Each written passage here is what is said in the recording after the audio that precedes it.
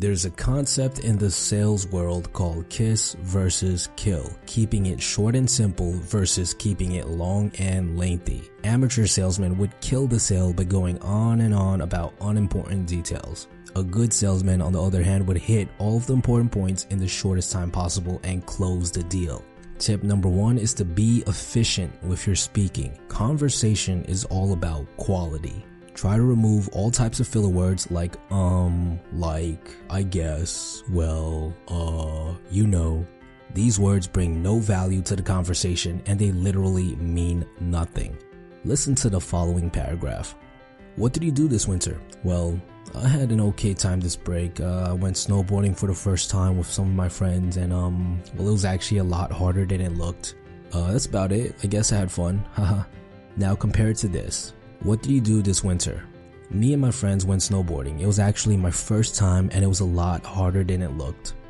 Notice how the second version is much shorter, but the information being conveyed is the exact same. However, it sounds more confident and even more sophisticated. Don't be afraid to take pauses instead of relying on filler words as a crutch. Pauses can be powerful and can emphasize different parts of the message. Here's an example of pauses in action with the same sentence that we mentioned before. Me and some friends went snowboarding. It was actually my first time, but it was a lot harder than it looked.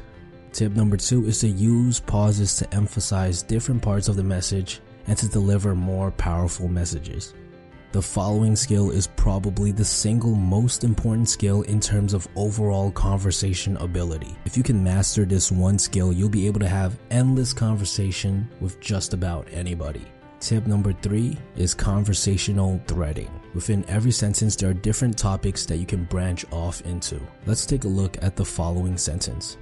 I live in New York City, but I've always wanted to move to the suburbs. It's because I love nature and I hate being around too many people. There are 4 different topics that you can branch off from here. You can talk about that time you wanted to visit New York City.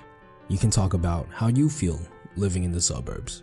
You can talk about your relationship with nature, and you can also talk about how you're an introvert and how you can relate with their hate of being around so many people. When a conversation dies, it's usually because there are no other topics to talk about that are interesting.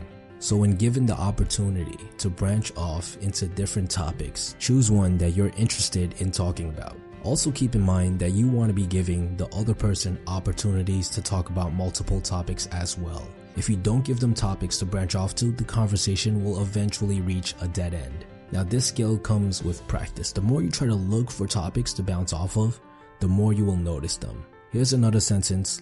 I like going to the gym. There's a sense of satisfaction I get when I see myself getting better at something. Now there are 3 different topics that you can branch off from here. You could talk about how you like going to the gym. You could talk about something that satisfies you. You can also talk about something that you got better at. Think back to the last time you went on an interview. When I think of an interview, I think of something that is high tension, nerve-wracking, and definitely not something the average person enjoys going through. A common mistake that a lot of people make when meeting someone new is entering what I like to call interview mode. They bombard the other person with question after question after question, and this can be extremely uncomfortable. The issue with asking too many questions is that it makes the conversation very one-sided. When you ask a question, you're not sharing any information about yourself. All you're doing is demanding information from the other person. This is where that uncomfortable feeling comes from. There's a lack of connection that's being built. You want to be sharing information about yourself as much as possible so that you can build rapport, build a connection.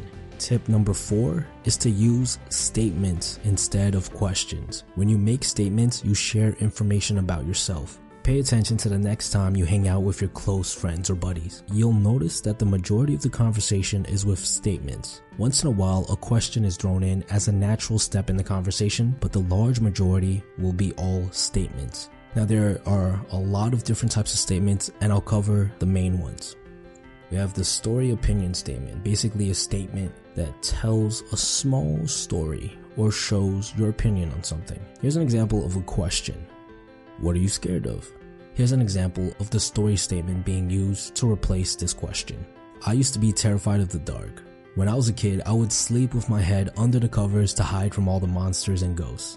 Notice how the question shares nothing about yourself. It doesn't really give the other person a topic to jump to besides answering your question. So you're only giving them one thing to talk about. On the other hand, the story statement shares information while it also gives the other person opportunities to talk about different topics. You're giving them different things to thread off of. They can talk about whether or not they're scared of the dark. They can talk about things they used to do when they were a kid, and they can even tell ghost stories. All of these can be branched off of this statement. Next up, we have the cold read statement. This is a great way to use statements with someone you just met. Simply put, it's an observation that you make about the other person.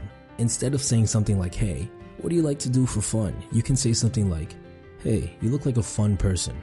I bet you have some interesting hobbies. This is a great trick because the person can respond in 3 different ways. Number 1, you're wrong, and they'll correct you. I'm actually not fun. I sleep all day. Number 2, you're wrong, but you'll be asked why you thought so. I'm actually not fun, but I'm curious as to why you thought that I was. And number 3, you're correct, and a large amount of rapport will be built instantaneously. I am fun. I love to dance and sing, but how did you know? Each of these ways gives you many more opportunities to branch off into different topics as compared to the simple question, what do you do for fun? So you're sharing information first, and you're not asking anything from them. It's up to them to decide how to respond. And finally, we have the random statement. They're completely random statements that are literally thoughts that just pop into your mind, and they can range from anything about things that are happening around you, observations, stories, random thoughts. There's a whole lot of things you could talk about. Here are some examples. I'm tired of my friends. All they do is talk about sports all day. Look at that guy. He's having so much fun. I wish I could be that loose. I'm thinking about taking a year off from school. Each of these statements share a lot of information about yourself. They also provide multiple topics to branch off into. And finally, they bring a sense of creativity and spontaneousness to the conversation. There's 3 other tips that I could cover, but each one has so much information that it would literally take me an entire video just to cover. We could talk about humor, which is an extremely complicated way to dance and play with your words.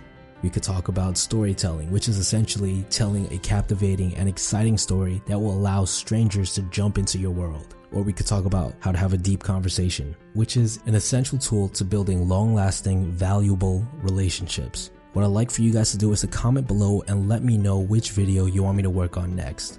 Now remember, conversation is a skill, and just like any skill, there is value to learning it. But the most growth will be experienced when you actually go out there and you practice what you've learned. By applying some of the tips and tricks that we covered today, you'll see a massive improvement in your future conversations.